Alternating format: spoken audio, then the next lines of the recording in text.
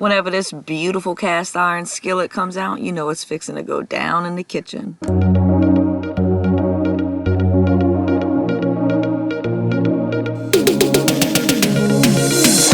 Today I am going to be cooking a crawfish bisque. It is a recipe that my father taught me. His grandmother taught him. It's one of those recipes that nobody has ever written down.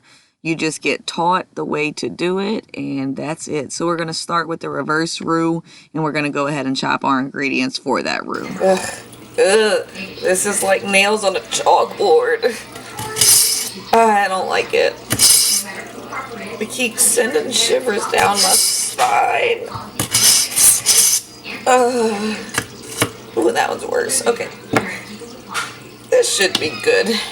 This is one of those recipes that just seems so intimidating, but I promise it's such an easy recipe. I'm not really going to go through and give a detailed list on what I'm doing. I'm just going to let the video speak for itself, and I'm going to go ahead and add some music, and if anything really needs to be mentioned, I will definitely mention it.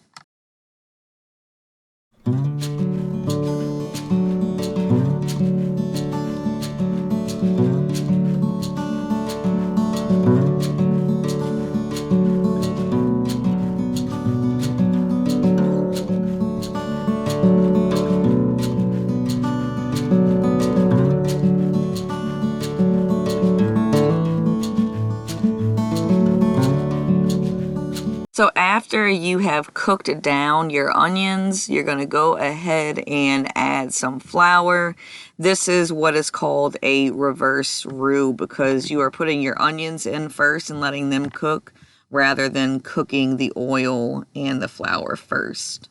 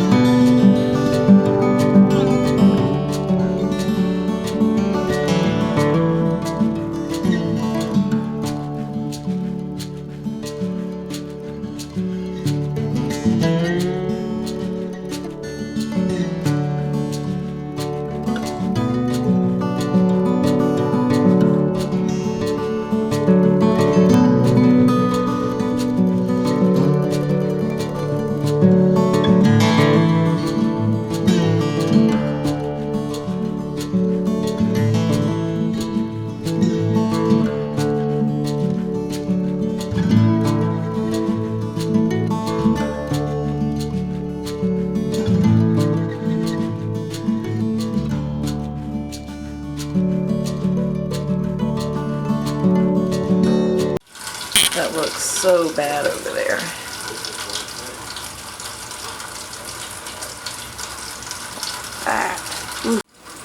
I absolutely love cooking when it's raining and having that window opened.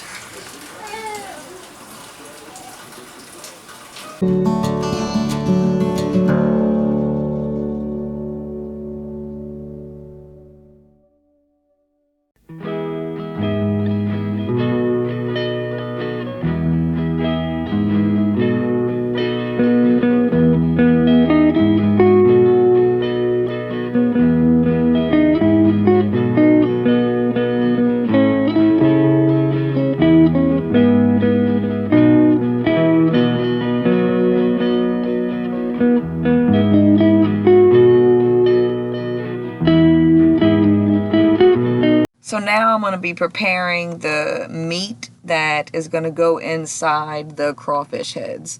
It's just some fresh onion, fresh bell pepper, green onions, about half a pack of crackers, an egg, and crawfish tails.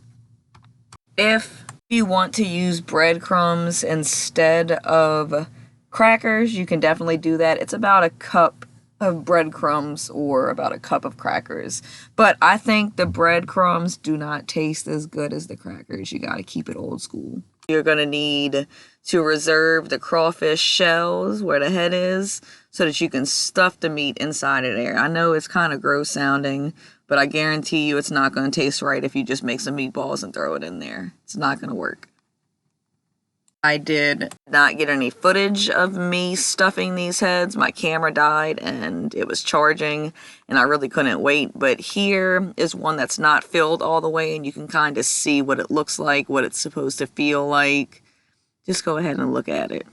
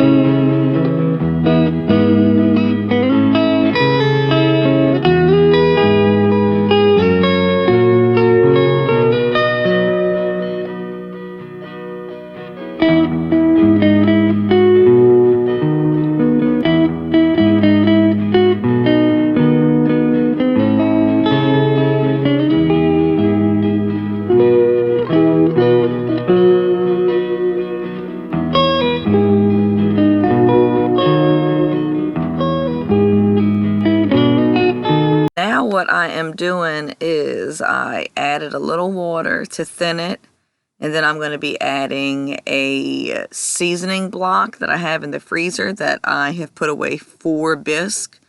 And then we're going to season it again, and it's almost time to put those crawfish heads inside of this beautiful sauce that we have made. Okay, the sauce isn't quite beautiful yet, but just wait. You got to wait for it. Just wait.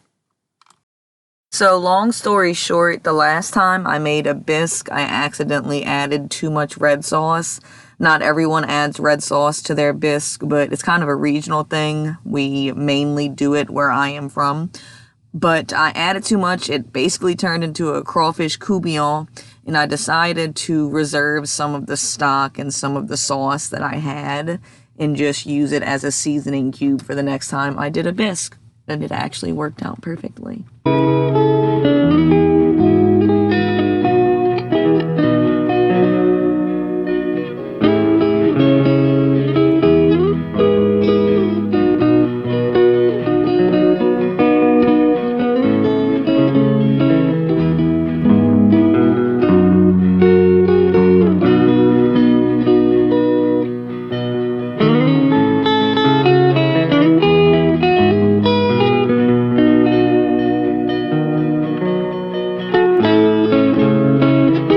You can use whatever seasonings you have in your pantry.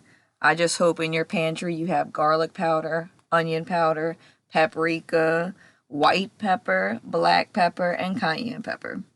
So you didn't really see the other times that I seasoned it because I forgot to film it, but this meal gets seasoned so many times. So I season the roux at the beginning.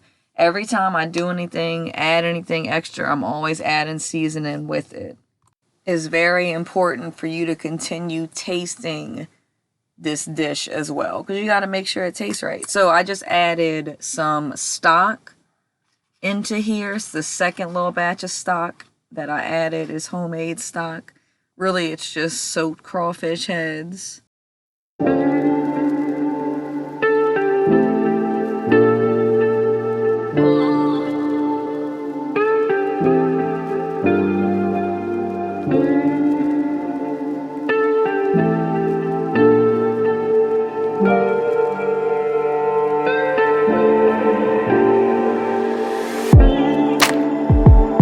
So side note, if you add just a little bit less seafood stock, you can add whole crawfish tails to what you're seeing me stir, and it would actually become a filling to a crawfish pie if you wanted to make that instead of a bisque.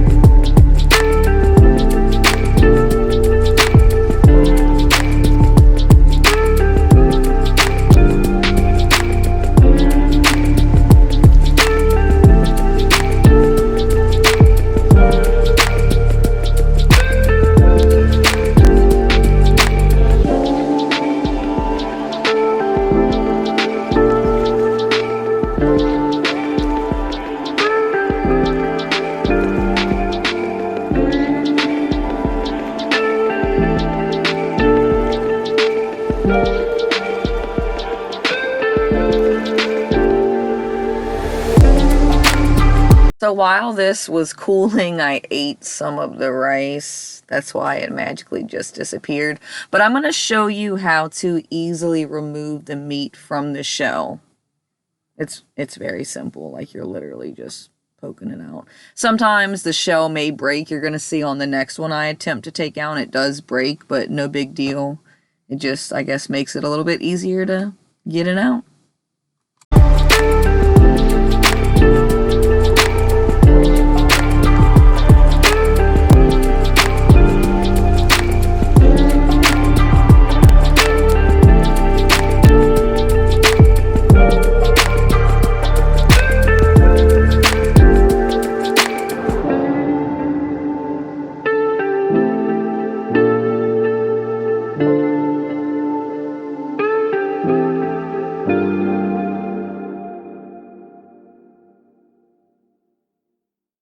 So that's just about everything for this video. I know crawfish is a regional food. Not everyone has access to crawfish. Not everyone would like to even try it if they had access to it. If you've ever had shrimp, it's similar to shrimp, only it's a smaller amount of meat and it's much more tender. I enjoy crawfish way more than I enjoy shrimp. I really don't like shrimp. In just a second, I am going to show you a little bit of a closer angle of the meat, but that's everything. So I hope you had a wonderful day. I hope tomorrow is just as kind to you, and until next time, I will see you later. Bye. I said I was sorry. How many times do you want me to say it? You didn't say you were sorry. What about... I'm sorry. Wait! No! I'm not apologizing here. We need to bring this bird back, and if I do it, she's gonna think I was involved. You made this mess without me. You cleaned it up without me. Or what? Or maybe I'll do it for you.